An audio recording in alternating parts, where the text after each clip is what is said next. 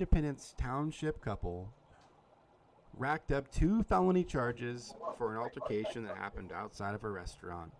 You see, these things can happen anywhere. Anywhere you go, radicalized, liberal left, activists can come up to you, come up to your person, and then begin to berate you for anything they deem necessary.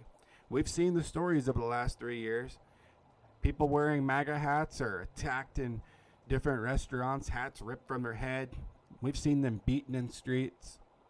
You can't blame the couple for being on guard with the racial tensions in America today. And you certainly can't blame them for exercising their Second Amendment right and arming themselves. So here they are outside of this restaurant. And they were having an altercation that clearly is depicted differently by 2 videos, but really shows the same version of events. One side of the argument was an aggressor. The other side was trying to disengage. And as the couple tried to leave, the lady that was berating them and insulting them, calling them racist, decided to walk behind their vehicle. If I get into my vehicle and I close my door and I'm talking with someone and then I wave them off and roll up my window, it doesn't require a lot of intelligence to understand that my next course of action will be to put my vehicle into reverse and to exit the premise in which it's parked.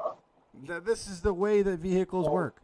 It's not going to float up into the sky and fly into the sunset. They're not going to roll over the concrete embankment in front of the car, and lateral movement in vehicles has not yet been developed. The car is going into reverse.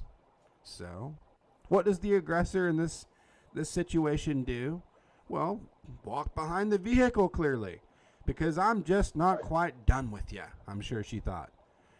Well, of course, the car did go into reverse and got a little closer to the individual than she liked, so she took it upon herself to begin hitting the vehicle, screaming, "They tried to hit me, you're going to hit me," with mock outrage, and then decided to threaten to beat the ass of the 2 people, especially the lady that she had been previously verbally assaulting. At which point, the lady reacted like I think most reasonable Americans would in the political climate we have today, and she produced a firearm to guarantee her safety. So, this happened in broad daylight, and now these 2 individuals that had produced the firearms to defend themselves from another person's aggression were arrested. Arrested for what? Arrested for what? For not just accepting their white privilege and allowing their ass to be beat in the side of the road? I mean, is that where we're at as a society? Have we fallen so low that we now forbid the self-defense of certain skin color groups just because, well, they're white people?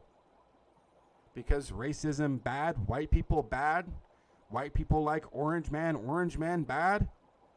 Is that where we're at? Because I think it's reprehensible that their guns were taken from them by the sheriff. They've been doxxed online. Their private address has been released.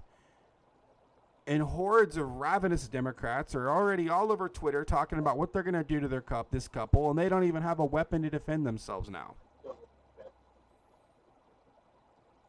Unbelievable. And of course, what happened to the lady that blocked the vehicle's exit, struck the vehicle with her hand, and then proceeded to threaten the couple with violence?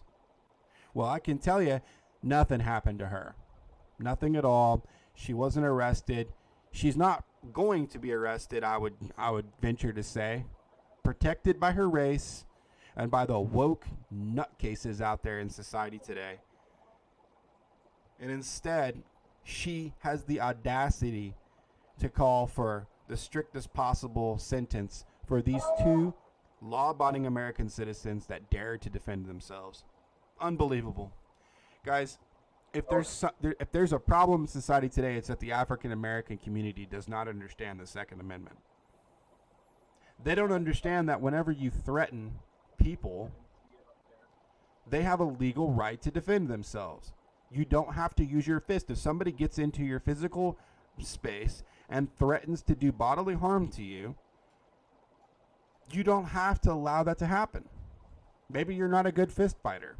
Maybe you've never been in a fight before. You have a firearm.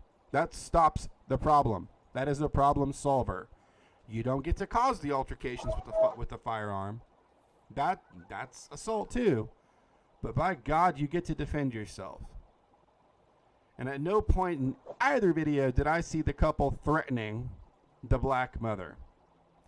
So I think that education is a problem. We should be teaching gun rights in schools or something, because it seems to be a thematic problem with the African American community. They don't have legally registered weapons, or they just don't understand how legally registered weapons work. You know, guns aren't something you see only in rap videos. They're instruments and tools for self-defense and the preservation of peace in our society. That's the reason why the police use them. That's the reason why homeowners have them.